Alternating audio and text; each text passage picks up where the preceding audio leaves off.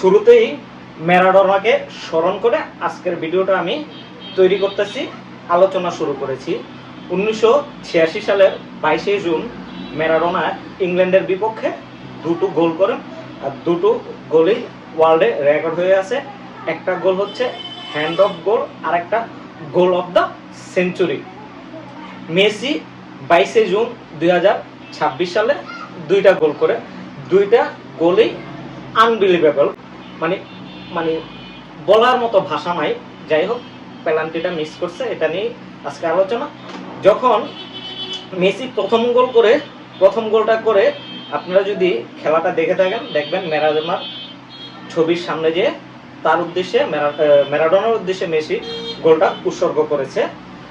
তো মেসির কথা আর কি বলবো, প্রথমত পেনাল্টি মিস করলো। পেনাল্টি মিস করার পর হেটারদের তো মানে পাত ভাঙ্গা বন উল্লাস। মেসি পেনাল্টি মিস করেছে, উল্লাসে তো উৎফুল্ল তারা। যাই হোক, কিছুক্ষণের জন্য মেসি ভেঙে পড়েছিল, কামব্যাক করতে পারবে কিনা এটা নিয়ে সে চিন্তিত ছিল, কিন্তু প্লেয়ারটা কিন্তু মেসি বলে কথা, সে যে কোনো সময় যে কোনো মুহূর্তে কামব্যাক করতে পারে। দেখেন, যখন প্রথম গোলটা মেসি গোল করেছে, সত্যি অবিশ্বাস্য এক গোল করেছে, কিন্তু এই গোলটার পিছনে অবদান বেশি কার সবচেয়ে জানেন? Thiago Almada. আপনারা দেখবেন যে 16 নম্বর পরিহিত জার্সি, যখন কর্নার থেকে এনজো ফার্নান্দেজ বলটা আপনার থিয়াগো আলমাদার উদ্দেশ্যে মারে, থিয়াগো আলমাদা কিন্তু বলটা রিসিভ করে না, সে দুই পা ফাঁক করে, সে জানে পিছনে একজন প্লেয়ার আছে, সে তখন বলটাকে ওই প্লেয়ারের উদ্দেশ্যে পাঠায় দেয়। আর এটাকে ফুটবলের ভাষায় ডাবি বলা হয়। আলমাদার এই ডাবির জন্যই কিন্তু মেসি তার প্রথম গোলটা কমপ্লিট করতে পারছে। দেখেন, যখন মেসি প্রথম গোলে কিকটা নেয়, গোলকিপার ভাবছিল হয়তোবা মেসি তার ডাইন সাইডে কিক নেবে,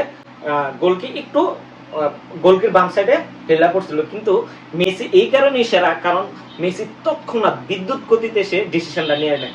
মানে মেসি কি করলো, গোলকিপারের ডান কোনাকুনি শুট করলো, এই কারণে গোলকি বলটাকে আর ঠেকাইতে পারলো না।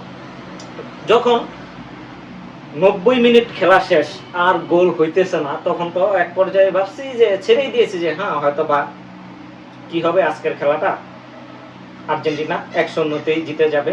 যাই হোক, বল যখন টিকি যে যার মানে আর্জেন্টিনার পায়ে রাখতেছে, অস্ট্রিয়ার পায়ে রাখতেছে।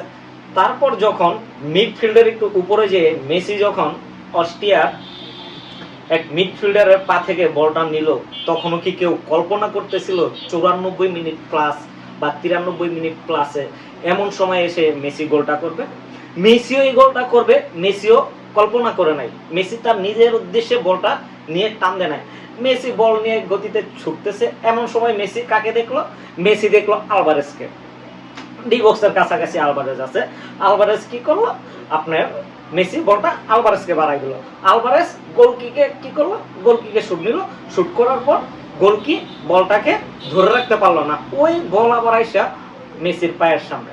মেসি কি করলো, মেসি শুট করলো, গোলকিকে কাটাইয়া ফলাই দিয়া মেসি ওই জায়গায় 3টা না যেন 4টা ডিফেন্স ছিল, মেসি শুট করলো, এক ডিফেন্সের পায়ে লেগে আবার বল মেসির পায়ে, তারপর দ্বিতীয় শুটে মেসি গোলটা করলো।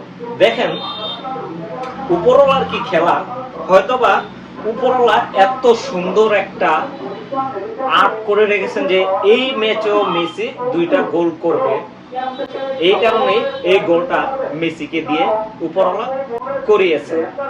আর এমন খেলা মেসির কাছ থেকে, তো এই খেলাই আমরা যারা আছি আশা করি যে মেসি আমাদেরকে নিত্য নতুন এমন সুন্দর সুন্দর গোল উপহার দিয়ে যাবেন, এমন খেলা উপহার দিয়ে যাবেন।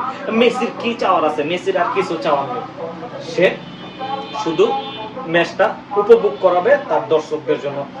পরবর্তী ম্যাচ জর্ডানের সাথে মানে স্কোলোনি চাইবে না মেসিকে খেলানোর জন্য, কারণ দরকার নাই, রিস্ক নকআউট পর্বের খেলা, কিন্তু এই জায়গায় মেসি খেলবে, কারণ তাকে বসিয়ে রাখার মতো ক্ষমতা মনে হয় না আছে। এই জায়গায় আমি পাওয়ারের কথা বলতেছি না, কারণ মেসি তার খেলা দিয়ে প্রমাণ করে দেয় যে তার যোগ্যতা কতটুকু এখনো আছে আর্জেন্টিনার দলে।